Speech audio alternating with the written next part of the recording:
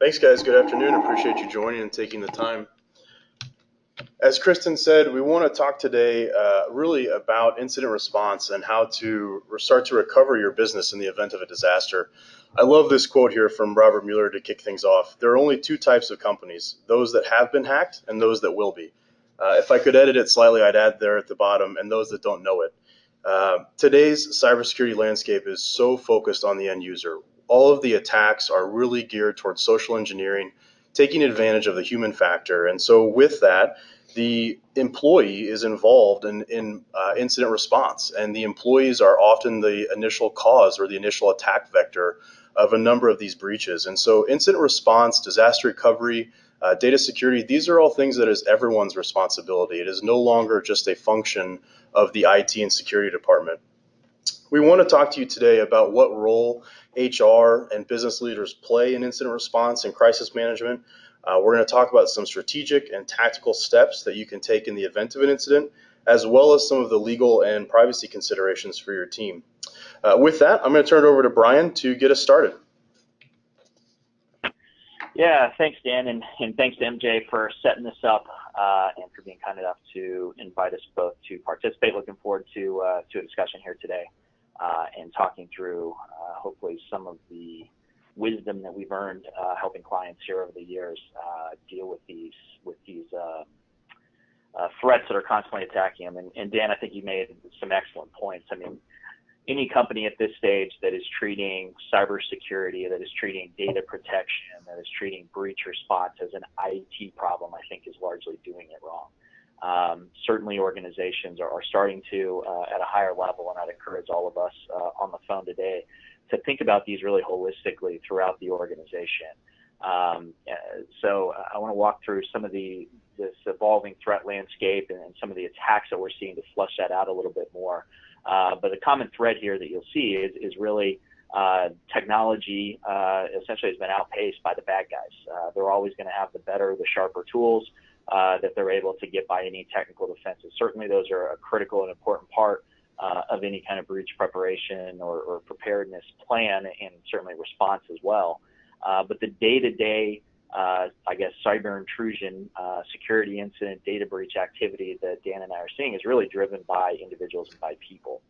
And so on this first slide here, we talk a little bit about the evolving threat landscape. And I think the perception still amongst a lot of clients and businesses that I talk to is this sort of vague, black hat hacker in a hoodie kind of perception, where most of the damage is being done by hackers that are seeking out organizations and trying to infiltrate them on a high level. Certainly that goes on. Absolutely that goes on. And the bigger the company, the bigger the prize, the more IP, the more data, the more personal information that your client is or that your company is storing. Certainly I think the bigger risk that you're going to be specifically targeted. But a lot of the legal fallout and the damage, and certainly the brand and reputational damage that we'll talk through here in a bit, comes from the run-of-the-mill sort of shotgun approach, where the bad guys are throwing out phishing emails and ransomware attacks and just sort of seeing what comes back in, because there are still so many organizations that just aren't up to speed, both technically and sort of from a policy and procedure standpoint, that they're able to catch a lot of fish, I guess, with those types of attacks. And get a lot of intrusions just based on the scattershot approach. But certainly to the extent that your organization has sensitive information, that you feel that you are in this bucket of companies that is a higher level target, you do need to protect against these hackers. But those attacks, like I said, do exist. They can come from a number of different places. The individual sort of bad guy, lone wolf actor, trying to get in and see what they can get of value is something that we see a lot of. Inside jobs a lot of times are also part of that. Certainly organized crime.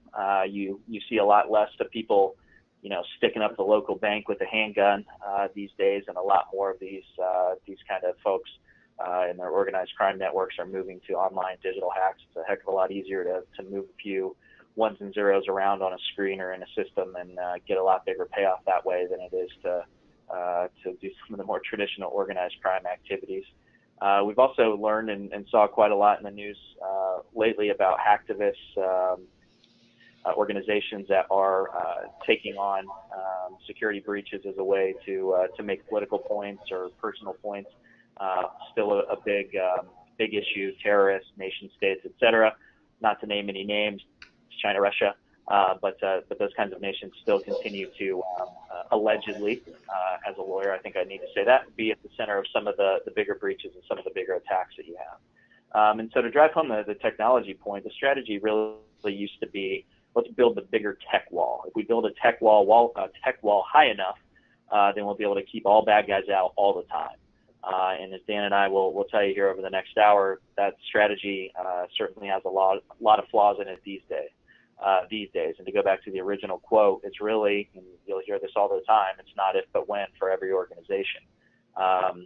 Certainly, we've seen some big companies, the Targets, the Anthems of the world, suffer these attacks. I don't know which companies everyone on the line works for, but certainly I would expect that those types of companies are going to be in the upper tier of cybersecurity budgets and probably outpace and eclipse yours. And if even those kinds of companies are getting hit, if even the U.S. government is getting hit with these types of unintended intrusions by hackers and by bad guys, you can bet that your organization is also subject to those kinds of attacks. And so the strategy has really moved beyond thinking that security is a 100% complete solution. It really isn't. And we'll talk through some of the strategies that we recommend towards addressing those issues. But really, the hackers is sort of the traditional thing that people think of. But I'll tell you that your biggest risks are really this inside and outside bucket.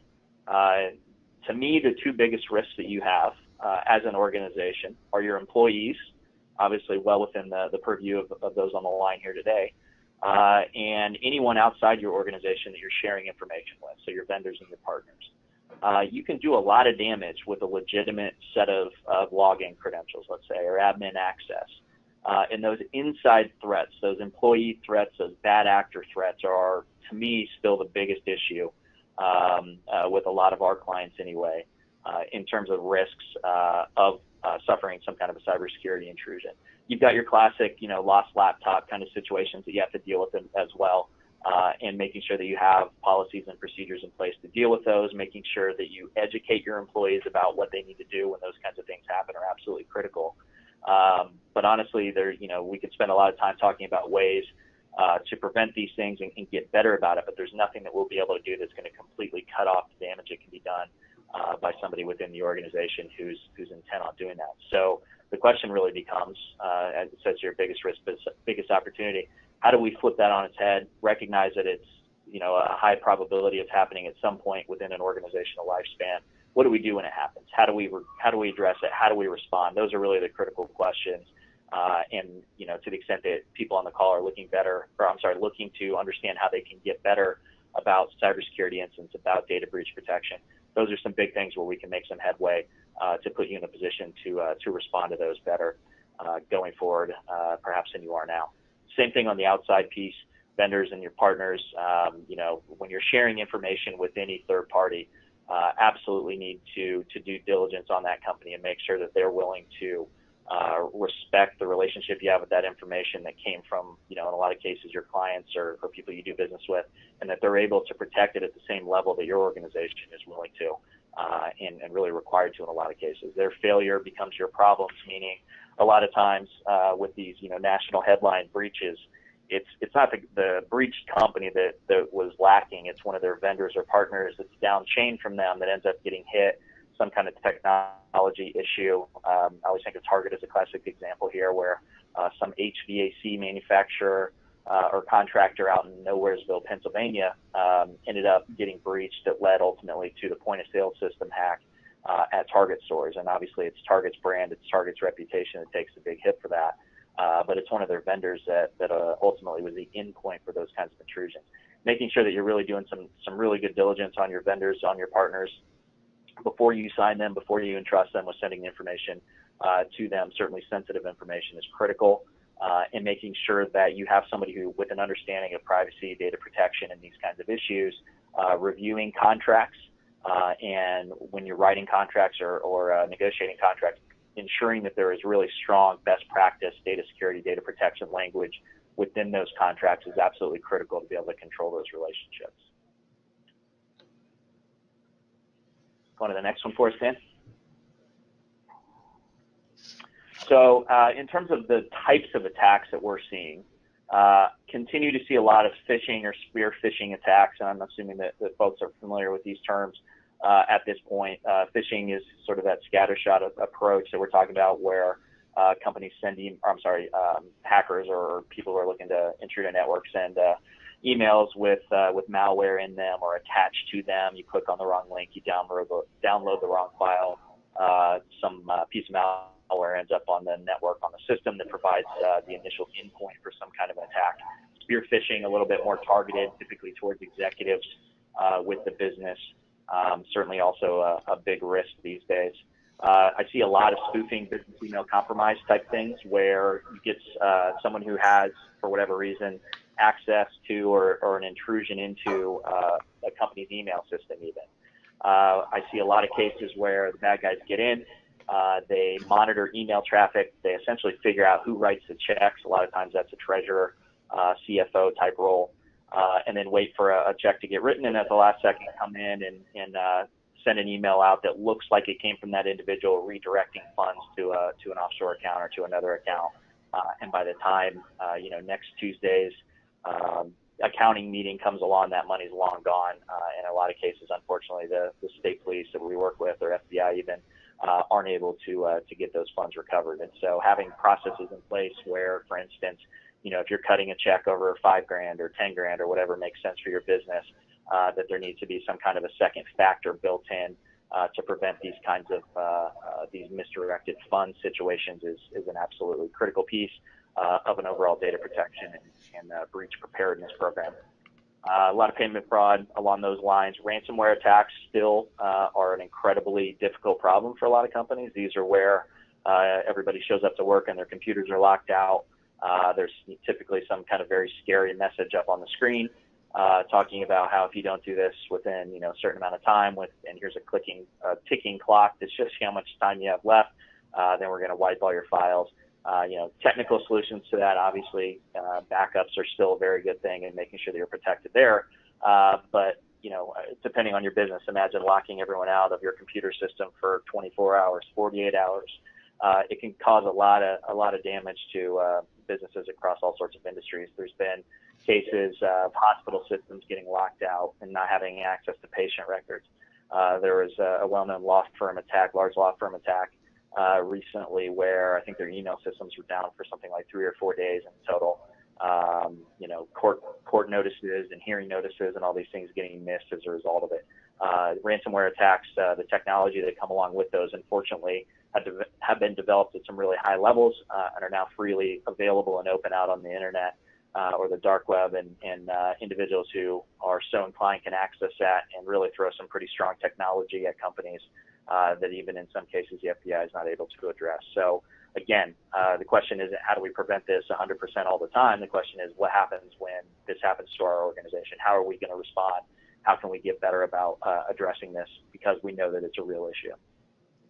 Dan referenced some of these social engineering attacks where you can get a lot of information about somebody just off Facebook or openly available online. It makes those kinds of targeted spear phishing type attacks where you're really going after an individual with the goal of getting some kind of credentials from them a lot more possible, but guarding against those, trying to have some checks and balances within your policies, and make sure that you're cutting off at least some of the access to individuals within a corporation, within a company. Rogue employees we talked through, targeted attacks we talked through, and then obviously the classic system vulnerabilities, failure to run patches or regularly update technology. Those kinds of blocking and tackling type everyday digital hygiene type activities are obviously also very critical. And so again, if you haven't heard enough already, it's not if but when in getting prepared. Dan, I wanted to kick to you a little bit to see what you guys are seeing these days in terms of threats and how this aligns with your own practice. Yeah, absolutely. I mean, it's a funny concept to think about, but most hackers today on the dark web or the black market work for-profit organizations. They have bosses and bottom lines and reports to fill out. And so, from their perspective, conducting very targeted, complex attacks is a timely and costly endeavor. And so, from their lens, if they can instead send out a phishing campaign with 10,000 emails and get their victims to wire money or authenticate to a fake website, and now they have legitimate credentials, all of a sudden the employee has done all of the work for them. And what a fantastic ROI from their perspective. Another point, Brian, you brought up that I think is relevant for this group. A few attacks I've seen here in the last few months, our clients' vendors are actually being spoofed. And so think about, for all of you on the phone, think about what information is on your website today in terms of the third parties that you partner with business relationships and outside vendors. The attackers are crawling the web looking for that information and then pretending to be that vendor and saying, hey, the next time you pay us, here's our new bank information and routing numbers. And it's not until it goes net 30, net 60 that the real vendor reaches back out and says, hey, where's our payment? The attackers are smart, and they are looking for the path of least resistance. What is the easiest way to achieve my goal and objective? And often that has a goal of getting money out of you. And so you really have to be thinking about what information are we sharing. Today's focus on social engineering and phishing, it really comes down to information sharing. The more information you give someone, whether that's in the corporate space or even in your personal life on Facebook, you are just giving them additional intelligence that makes their attacks much more sophisticated and targeted and believable, and harder for all of us to prevent. Think about what you post on Facebook or Twitter, and what I could learn about you online and then craft a very targeted attack from that. And that is starting to really trickle into the corporate world as well. Some of the largest breaches that we've seen here in the last 12 to 18 months have all been social engineering related. The largest healthcare breach in human history had nothing to do with technology. It was a executive clicking on a link in an email and authenticating to a bad website. So again, it's really everyone's responsibility to be aware, to be cognizant of security, and when the unfortunate event that something does happen, some of the things we're going to be talking about here today are what are the steps that you can take to contain and mitigate the damage that's potentially trying to happen there.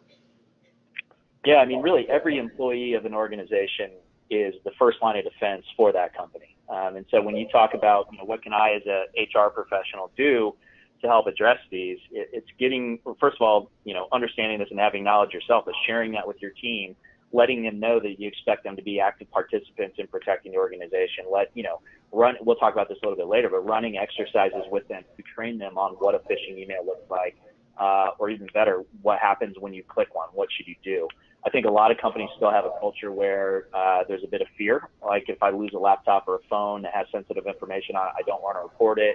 If I click on a link, I don't want to report it because I fear for my job, or I might, sort of get my head chopped off if I do that. Those are really dangerous for a company to have. Certainly if you have an individual who's continually creating situations, you can address those, but there needs to be a culture within a company where people feel that they have the freedom to be able to report these to the organization, because it really is critical that they are participating actively in helping protect the organization against these kind of attacks. And if something goes wrong, as it will, there needs to be clear lines of communication and clear channels that they can go to before it gets any worse. You also referenced, Dan, some of the executives. Include them within that too, absolutely. So, a lot of these attacks are really targeted at the top end of the organization for obvious reasons. But, you got a CEO or a CFO who doesn't feel like they answer to anybody. A lot of times those are not only the best targets, but some of the easiest targets too. They get a lot more email. I guess a lot of them are a bit older, don't maybe have as much awareness of technology and things that are going on. Making sure that you include them as part of the training process and getting some top-level buy-in from them as to why that's important is completely critical. And just, regular, everyday run-of-the-mill HR work, onboarding and offboarding of employees. What is that process like? How do you instill this in the people that you bring into the company that, that give them the license to participate actively in protecting the organization? I think that's key. And then when they leave the organization, I've seen statistics that aren't coming to mind right now, but about the average length of time it takes the average organization to cut off, let's say, email access or credentials and passwords once they leave the company. It's a very long time. So you've got somebody who leaves the organization for whatever reason. They shouldn't have 15 days or whatever it is of access to the network after they're no longer there. Making sure that you've got those procedures built in to address some of those risks is going to be absolutely critical. Speaking of numbers, let's go on to the next one. A study that I've always liked came out of the ACC, Association of Corporate Counsels, a few years ago, where they surveyed executives at 567 organizations about general sort of breach preparedness and cybersecurity issues, and 2/3 of them admitted they didn't have a real understanding of what they're going to do in the aftermath of the breach. So you've got a scenario where we keep saying it's not if but when. Companies are certainly experiencing issues and attacks really on a daily, weekly basis for the most part. And 2/3 of those companies in this survey didn't really know what they were going to do when the inevitable happens to them. Just completely unprepared, and certainly we can do better. Some numbers in here about responses about being completely ineffective for their current response plans. It's not good enough to have something that isn't actionable on paper in terms of an incident response plan. It needs to be something that is actionable, that's a tool to help you through a response when you need it to get from point A to point B and limit the damage and the risk that comes along with these incidents. You have to be better than that. And the number that came out of this study is that 90% of those breaches could have been prevented, and those are things that typically are people-driven. So employees and, again, vendors and partners that you work with, failure to take steps to protect against those kind of breaches really obviously creates a lot of additional risk that you don't need to have. And then, some of the other numbers, we certainly don't need to read through all of these, but about resources, about budgets. Certainly we recognize that a lot of this is new money for a lot of companies that don't have budgets to deal with these kinds of things. But certainly there's a lot that you can do, even with the most limited budget, to put you in a better position than you are now. A lot of this has to do with thinking through this, getting the right people at the table, sort of a cross-organizational look, drawing people from marketing, from sales, obviously from HR, from finance. Get everybody together and have a conversation about what information, what sensitive data that you guys have, where it's stored within the company, what you're doing with it. Have an understanding of those pieces of data that you're dealing with to be able to protect it is critical. And even just having those conversations, I think, puts your organization in a better spot. From there, it costs very little to nothing to do training with your organization, of your employees, of the people that work for you, of people that you trust information to, making sure that you're doing those kinds of things. You don't need a big budget to do it, so that's not always an excuse. There's a lot more that you can do. Essentially, don't be the only house on the block with your doors unlocked, right? Take some action. You're not going to be able to prevent everything all the time, but certainly if you guys haven't, essentially wherever you are, there's probably more that you could be doing to address this. Making this a regular part of your business flow, of your business teams, and understanding the risk that comes along with the collection and use of people's information is only increasing. So making that part of the regular business routine is definitely critical. Next slide, please. And so, why is it critical? Well, breaches have consequences, right? There still is a bit of a stigma out there for companies that suffer a breach. You don't want to be those companies in terms of drawing in customers, in terms of signing clients and customers, the people you guys want to work with. Going through a publicized breach or poorly responding to a breach absolutely has business consequences. It has consequences on the bottom line. Brand and reputation are still very big here. And making sure that your actions, that your response are really in line with your brand as a company and with the way that you want to be portrayed or seen in the marketplace, and making sure that the effort that you put into sales or the effort that you put into marketing, taking that same kind of approach to protection of the information that people that trust you is really important to avoid some of these loss of business things that we could have to do. So the question obviously becomes, what are you doing to protect your company? If the answer is we haven't started yet, or we are going to do it, or we don't have a budget yet, those are no longer good answers. You have to start down this path for any number of reasons. If all the scary breaches you haven't seen aren't enough, the legal landscape is certainly changing in this country, which is generally behind the rest of the world right now in terms of the laws and the requirements towards much more strict requirements. Many of you may be familiar with, I'm sorry to even say it, but GDPR, the European Union General Data Protection Regulation that just came into effect last Friday on the 25th, that controls the flow and the protection of the personal data, basically PII, of European individuals, is really having a massive impact around the world. It's a European regulation, but it applies not only to organizations that are in Europe, but also to any organization anywhere in the world that has any information about a European individual. If you're not yet familiar with GDPR, General Data Protection Regulation, I encourage you strongly to go take a look at that and see how it might impact your business. I'm finding a lot of U.S. companies and businesses who don't yet have a full appreciation for how this is going to impact them. But I can tell you, if you're a business that is sort of open for business around the world, if you have clients around the world, if you I don't know, have a website that collects information from people around the world, if you're a membership or donor-driven organization that's collecting information around the world, including Europe, if this will impact you, this will have a major impact not only on your own collection and use of information, but if you want to do business with companies that are at that higher level, the multinational companies, I can tell you that they're absolutely all over compliance right now with this, and you're going to have to get in line as well if you want to continue to do business with those types of folks. Definitely something worth looking at. And so that's hopefully sets the stage here for the rest of the conversation, getting into some more information about how we go through an incident response in different phases. With that, Dan, we'll turn it over to you. Yeah, thank you. So as Brian said, we wanted to start by laying the groundwork and stressing the importance of the preparation phase. The 6 phases you see here are within the security world kind of the best practices when it comes to incident response. Starting first on preparation, a lot of things we just talked about. Identification, containment, going through eradication, recovery, and then lessons learned. I want to walk through each of these 6 phases in a little bit more detail and also try to highlight some of the areas where non-technical individuals, whether that's HR or various business leaders, are really going to be playing a role in the incident response phase. You know, HR's role overall is critical now when you are evaluating and determining the ultimate course of action when these incidents involve the employee behavior, whether that was malicious or innocent. Today's attacks, as we've talked about, are really focused on the employee, and so more often than not, the employees are involved in the incident and your overall response to that. So let's start with the first phase, preparation. First and foremost, have a plan. If you don't have a plan now, absolutely make one. It needs to include different kinds of scenarios, different types of disasters or incidents that may be happening.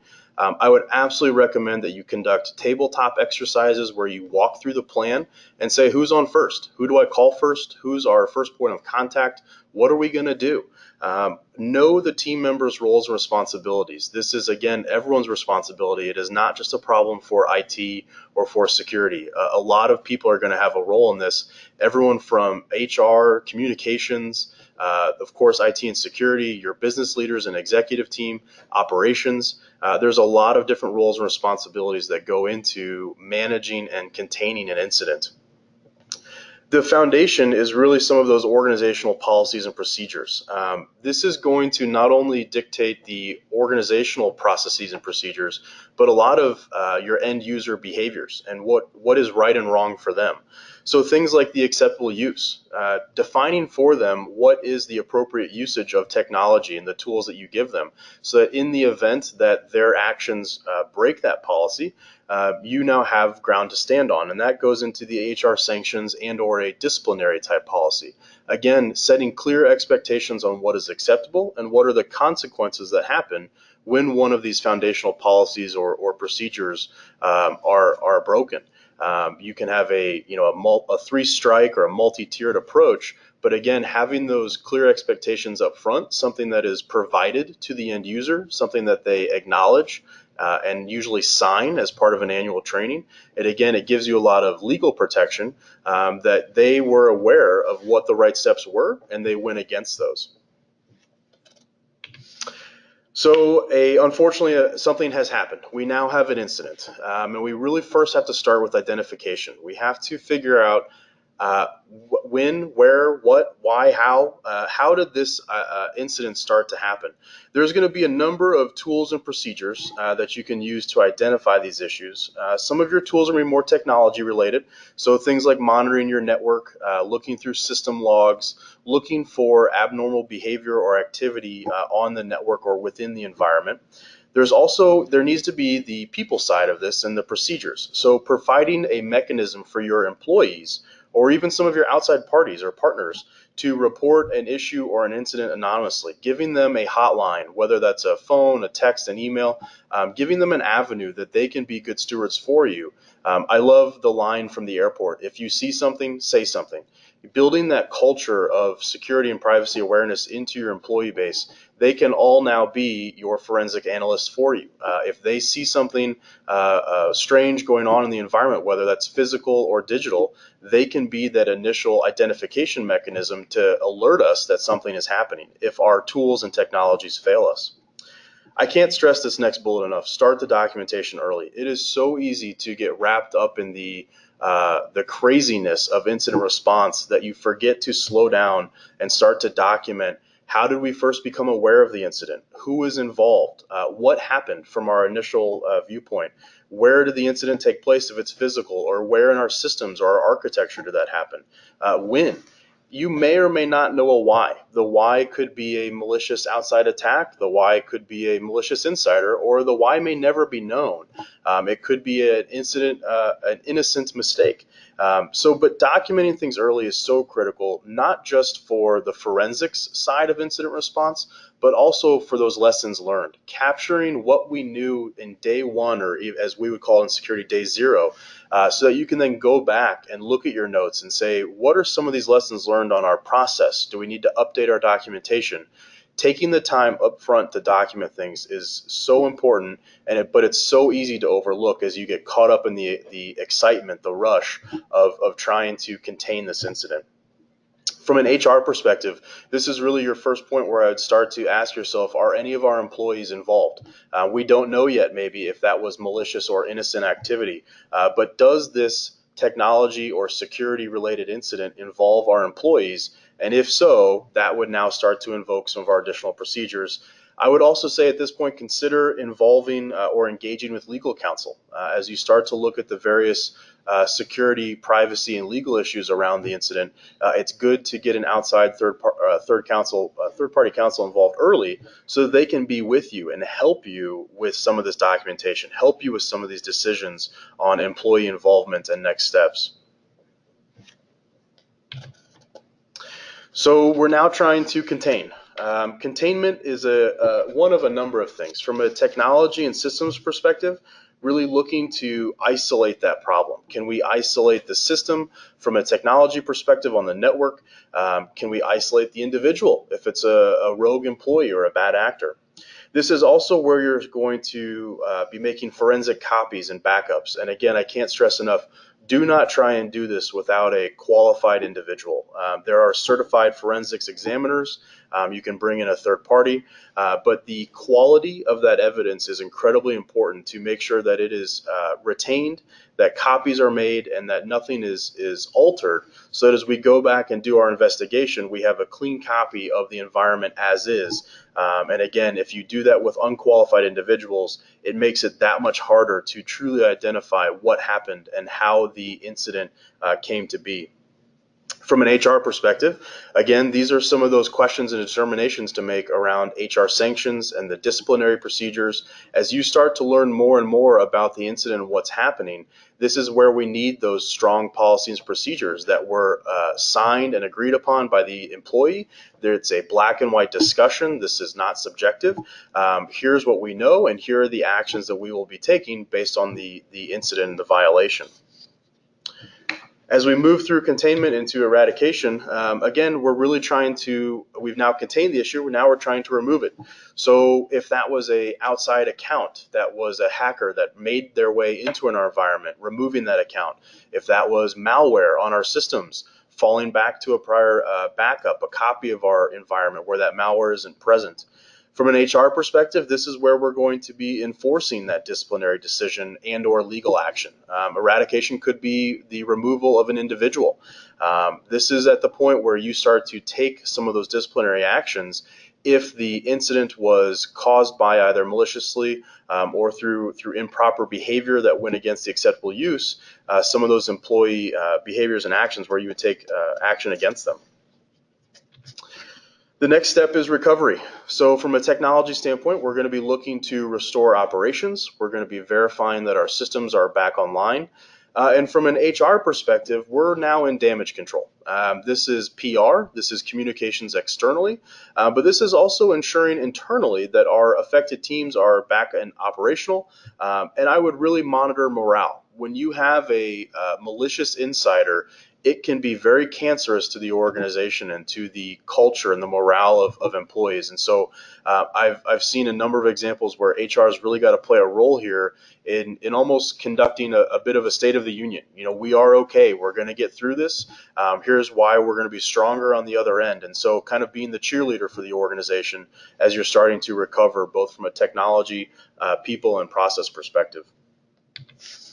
And then finally, lessons learned. Again, we're now trying to close the loop on the incident. So back to our documentation. What happened, when, where, why, but most importantly, how? What lessons can we learn from this to adjust either our technology, our fundamental security controls, maybe some of our processes that need to be improved? From an HR perspective, as we went through this exercise, did we learn that our policies are out of date, that they no longer reflect our current technologies and systems that we use? Do our procedures need to be updated on how we take disciplinary action, how we engage with external third parties, how we communicate from a public relations standpoint? This is at a point where hopefully at this point the incident is concluded and we can now take a breath and really step back and try and take a fresh perspective and say, what are our lessons learned? How can we improve our overall incident response program to better handle something like this in the future? I know that was a lot of content. We're about 40 minutes in. I want to give Brian some time to walk through the legal obligations as we go through, again, talking through some of those employee sanctions and disciplinary actions. If you guys have any questions, please add them in the chat box. Happy to talk through any of those 6 phases in more detail. I wanted to try and keep it kind of at the right level and not get too technical for you. So next, I'm going to turn it over to Brian to talk through some of those legal complications.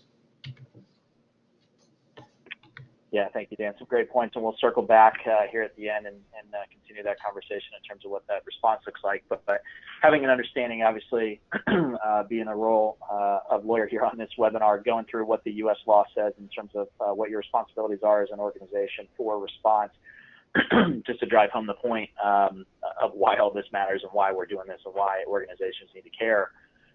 We thought was an important piece here as well. So in the U.S., we're different than honestly, most countries around the world at this point.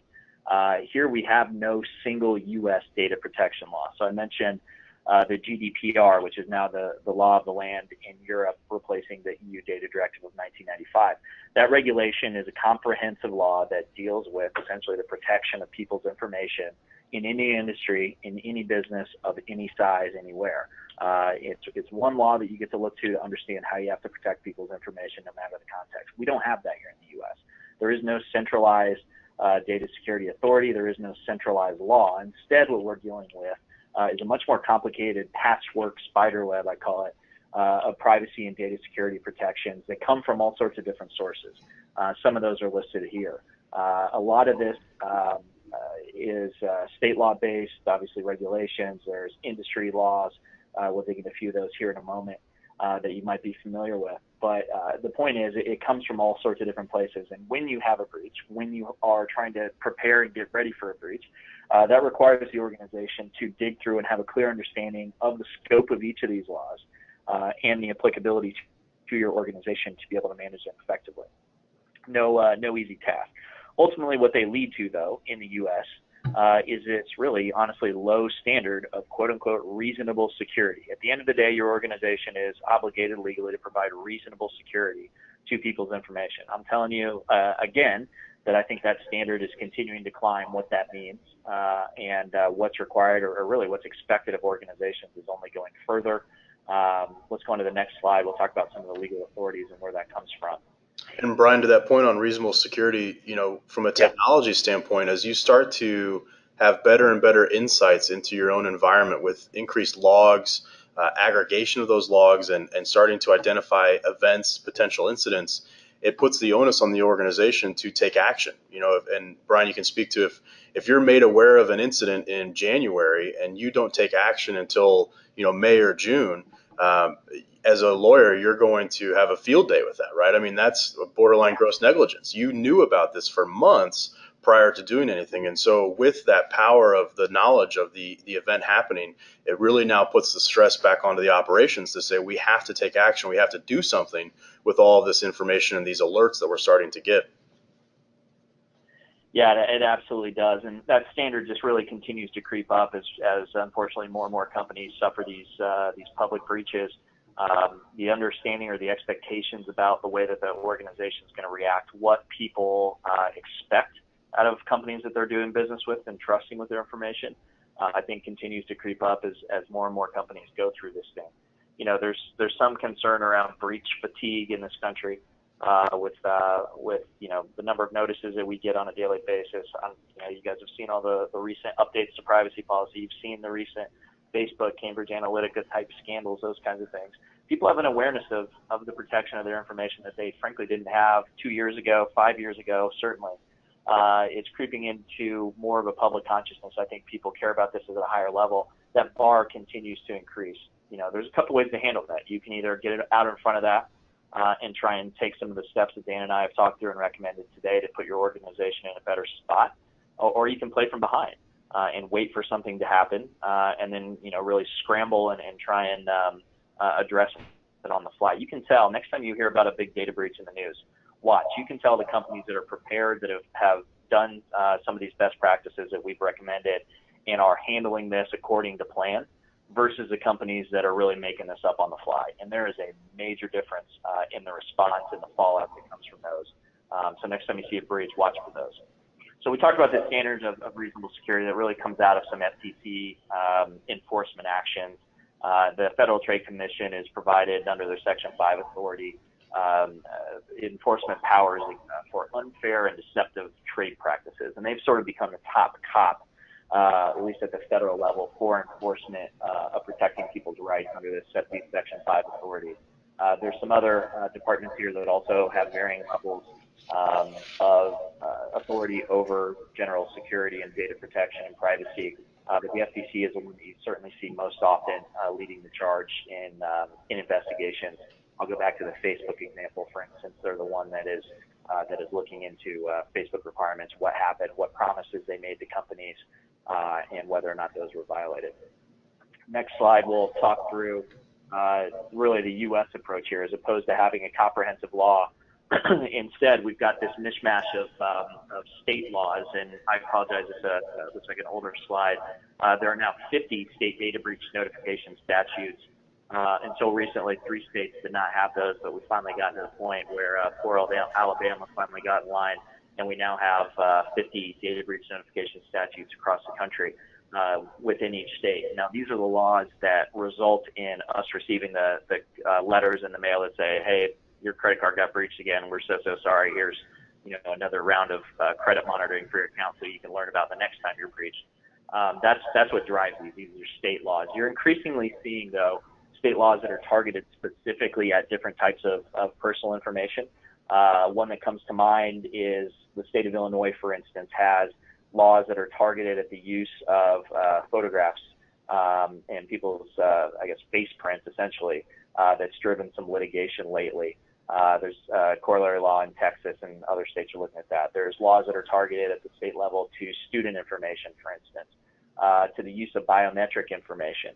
You're going to see, and with the gap that's created by lack of a federal law in this area, and frankly, I'm not seeing a big push at this point with this administration to get a federal law in place. You're going to see states taking matters into their own hands. Everybody's always afraid of California, and I think in this context, rightfully so. California is currently working through a law that is going to look a lot like the GDPR that we talked about a little bit earlier, this European regulation that's going to require much higher level of protection and disclosure and notice about the use of people's information before companies are able to use it. That's going to be a big change. And when you're a company that operates on a national level and you have customers or clients in every single state, the strategy is typically, let's figure out which one has the most stringent laws and shoot to that. If California, obviously not a small state, goes that direction, it's going to be really hard for companies to stay out of doing business and stay out of the purview of California law. You're going to continue to see things driving in that way. Personal information under these state laws, the definition can vary, but generally what we're talking about in terms of what triggers a data breach notification letter are the breach of names, addresses, social security numbers, names and addresses, or even just names, in combination typically with social security numbers and financial account numbers. In Indiana, for those of you that are local, social security numbers alone can trigger that state data breach notification statute. But generally, those are the hot potato data points that we want to try and avoid, for the reason that if there is any kind of an unauthorized access to those data points, then that's going to trigger that notification requirement where you have to send a letter. So what does that mean in practice? Typically, if you don't need to touch these data points, certainly the socials and the financial account numbers, don't. Keep them out of your system. Hire a vendor to process your payments, for instance. You don't want to be storing credit card numbers unless you have a really good reason.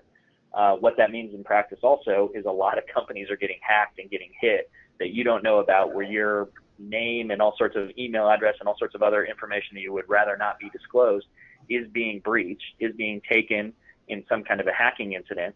But the company is not required under U.S. law to notify you of those unless and until one of these more sensitive data points is triggered.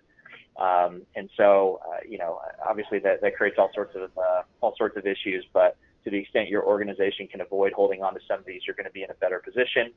Certainly within an HR department, however, a lot of these are just socials. Maybe you need those to do your job. Understanding that those are higher level sensitivity and have higher level legal requirements attached to them is critical. And so protecting those accordingly, having systems in place to keep those separate from other pieces of information is going to be critical. I don't know why. I can't tell you, hopefully not yours, but how many organizations seem to have just unencrypted Microsoft Excel spreadsheets to have all sorts of names and full social security numbers not redacted on them. And I see those things get emailed out of the organization in a phishing attack all the time. Don't do that, right? You need to consider those as a higher level. You need to encrypt them when you can, redact the information when you can. Essentially, you're creating a whole lot of legal liability for not a lot of benefit in a lot of cases. Avoid those kinds of situations. In terms of a breach and what that means, these state statutes also have different definitions about what a breach means. But generally, if one of those pieces of personal information get triggered, then you're going to be responsible for going through that notice process, which is not only a pain in the butt, but also quite expensive if you have a lot of records. We're generally operating in the U.S. on a timeline of about 30 days. You're increasingly seeing states write into their laws that you have to disclose one of these incidents within 30-day timeline. That's pretty generous. The new GDPR that I've been talking about has a timeline of 72 hours where you have certain reporting obligations to authorities within a very, very short window. I can tell you with certainty that if you don't have a really good incident response plan in place to allow you to make these assessments very quickly, you're not going to be able to meet really either of these timelines. But do know that if you run into an incident, to Dan's earlier point about not reporting it for 6 months, this is what gets you in trouble. 30 days, if you blow through one of the states that have those timelines, you're going to get hit potentially by a suit or an enforcement action as a result of that. For the states that don't have a 30-day timeline written into their statute, 30 days becomes sort of the rule of thumb to operate under. And if you're at 6 months, it's definitely not going to be considered a reasonable response time. If something happens, know that there are legal obligations that come along with that. One of the things that could happen are these state attorney general actions. A lot of the state statutes, most of them in fact, allow state AGs to bring independent investigations, much like the FTC would. Brian, it even speaks to not just the incident response plan, but being able to respond in 30 days. You've really got to know your data. You need to know what information you have within your environment, where your customers live, what records you're keeping of them. The incident response plan is a focal point, but it has fingers and spider webs into a lot of different areas of IT, business, operations, HR, because in the event of the incident or disaster, you've got to really understand the data that you have and how you're protecting it and who needs to be notified. Critical. So on to the next slide, and we'll talk a little bit about the approach here in the U.S., this, I'll call it sectoral or industry-based approach. Some other laws for you to be aware of in terms of your legal responsibility for protection of people's information stem from laws like HIPAA. Most of us are familiar with that, the Health Insurance Portability and Accountability Act that regulates personal health records and personal health information. COPPA, is designed to protect the information of children under the age of 13. If you're in the financial industry, you're probably familiar with GLBA. CAN-SPAM is another one that weaves its way in a lot of ways into marketing departments about who you can contact and when. Same thing with TCPA. But this is how we handle these kinds of data protection things in this country, is really this weird combination of federal, state, and industry-driven sectoral law. And ultimately gets you to the place where increasingly your organization is very much responsible for the protection of any information that people are entrusting to you. And like I said, that's only going to continue to get more and more burdensome. So the strategy becomes get out in front of it and get prepared now. Go on to the next slide, please. And then the next one, and we'll reach the home stretch here. So again, there is no silver bullet here, to be honest with you. If you are on this call today to learn about more about what you can be doing, the answer is quite a lot. But there's not going to be any single thing that you're going to do, and as soon as you complete that, your organization is protected from here on forward. It's really not how it works, unfortunately. It starts with an understanding of the data. It starts with what you have, what you're doing with that within the organization, who has access to it, where you're sending it. But then really the way that you handle these things is really through a policy and procedure standpoint. I find that HR professionals are typically more open to and understanding of that kind of approach because it really matches with how you handle HR issues as well. And you guys tend to be more familiar with those kinds of things. But that's essentially what you do on the data protection side. Now, we're still in a phase where most companies don't have a chief privacy officer or somebody who owns this as part of their job title. It doesn't really fit neatly within traditional HR, traditional sales, traditional marketing, whatever roles. But increasingly, you're seeing companies appoint somebody who has a job of making sure that they're taking care of this. And going forward, I see data protection really starting to look a lot like HR departments certainly within larger organizations.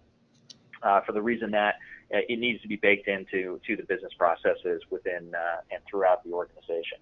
Again, it's not if but when. Something's going to happen. So we've talked through some of the strategies about how to get better about that. But really it comes down to preparation. Dan talked through incident response plans, the importance of getting good ones in place, practicing those, training on those. Your written information security and governance program or your data protection program is really just the combination of all the policies, procedures that you guys have come up with, the internal controls that make sense for your organization. Most of this doesn't have like magic legal language that has to be in place. Really what it requires is a team from the organization sitting down and thinking through, okay, what do we have? How are we treating it? Okay, well, we need to collect social security numbers for this reason. Okay, well, that comes with a risk. If those get breached, then we're going to have to go through the notification process. We prefer not to do that, so let's maybe encrypt that data set or put it on another server or treat it differently somehow than the run-of-the-mill business data. Those kinds of decisions become really easy once you have all of an understanding of your data and get all this out in front of you. But on the data breach team point, whose job is it within your organization to protect data, to think about these things, to review contracts with an eye towards data protection?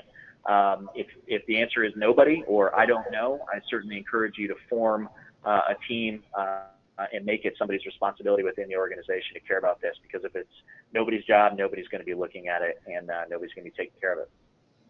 In terms of where to start, what do you do? We like to take clients where they are. So some of you are going to be relatively prepared and want to get better. Some of you haven't started. Start where you're at and try and get better. Find ways to improve from wherever you are. Dan, maybe you can talk a little bit about NIST and the NIST framework as a tool to help companies sort of progress through getting better about data protection. Absolutely. So NIST they are a independent IT and security think tank is a good way to think of them. They publish a number of different publications and guidance. One of their frameworks is the cybersecurity framework, or the CSF.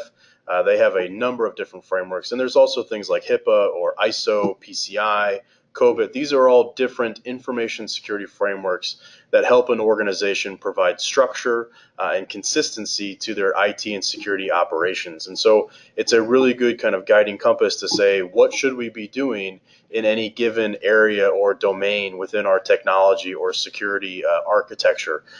When you think about how you start to then map against those frameworks what your current maturity level is, it gives you a very good sense of that roadmap, what we need to be working on. If I only have $100 to spend on security, where do I need to focus that effort and that money? Not everything needs a shiny new tool. A lot of things come down to process and to the documentation and the governance around those programs. So those frameworks can be either tied to an industry or agnostic, but provide a very good benchmark and compass for the organization to help guide them for implementing and refining their security controls. We've talked through some of the importance of data mapping and audit. Sometimes I see clients get that blown out of proportion in terms of that needing to be a really formalized process. It's not. Start with back of the napkin if you have to, but have an understanding of the major pockets of data, where it comes from within your organization. Go through that as an exercise. You'll learn something about your company and therefore what we need to be doing to protect the information that you already have is a really valuable exercise. And then on to our last slide for today, just wrapping up a little bit on some of these strategies and really overview at this point. As employee education and training, they are your first line of defense. Certainly as HR professionals, I would implore you to help think about what you can do for your company to help protect not only your employees' information, but the clients and customers that you guys work with. Get a better, or think through a better vendor management program for your organization. How are we signing new companies that we're going to be providing information to? What is our process? What do the agreements say? Did you have a contract lawyer look at these, or is this somebody who has any kind of experience or understanding of data protection to take a look at what representations are making, to see whether your partners are meeting this reasonable security standard, to see whether they would take the kind of practices or engage in the kind of practices that Dan has recommended here today about security and the technical side of things. Update your privacy policies and notices. The good old days of nobody reading those and not caring about them are gone. Certainly having a privacy policy, something public facing to anybody you do business with, whether that's through a services agreement or an online privacy policy, depending on your business. Making true and accurate and transparent disclosures about what information you're collecting and what you're doing with it is really becoming not only best practice, but run of the mill at this point. If you're an organization that is behind the times there, it's going to start to show very quickly, as you can tell by the way your inbox looks with privacy notice updates here over the last month or so. Cyber insurance, obviously a key point of this that we haven't touched on too much, unfortunately. Sorry about that, MJ. They can help you guys with all those. Cyber insurance is not a 100% bulletproof complete solution. I see clients make the mistake of thinking that in some cases, but absolutely, I want a cyber insurance policy as part of my client's package because they can come in real handy. There is a ton of variance in what those policies look like, in terms of what the coverage looks like, in terms of your rights and ability as an organization, as a policyholder, when a breach does happen. You need to understand what those are and what your policy looks like, and honestly how you can get better. I see a lot of cyber insurance companies are out selling sort of complete breach solutions that sound really good on the front end, but when a breach happens, you end up working with lawyers or technical people that you've never heard of, never talked to, and really have the interests of the insurance company in mind over your company. Making sure that you get into something where you understand who you're going to be working with, what's provided as part of the coverage there is 100% critical. Be mindful of the international data protection laws and the changing landscape there. Again, if you haven't heard enough already, GDPR needs to be part of your lexicon, and you need to have an understanding what that means. And just a final point from me, don't miss the cheap and easy stuff. You can do a lot just by the simple password management. Multi-factor authentication is always going to be a good policy. Training. Friendly phishing there, sending phishing messages to your company employees, so when they click on it, instead of getting malware installed, it's sort of a teaching moment about, you shouldn't have clicked on it, here's why. If you do that, if you could share, here's some tips, or here's what you need to be doing. Those types of activities can really go a long way towards getting a company prepared.